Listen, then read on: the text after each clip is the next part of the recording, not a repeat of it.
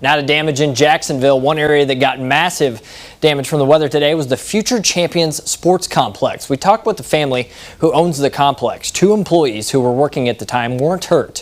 4 of the 6 baseball fields need major repairs, but they say they're thankful for all the help neighbors have offered. The outpouring of support we've had already just in the last hour and a half from people who've come to the site to say, what can we do to help, who've texted, who've called, who've said they've sent prayers, makes you really proud to live in this neighborhood, this community.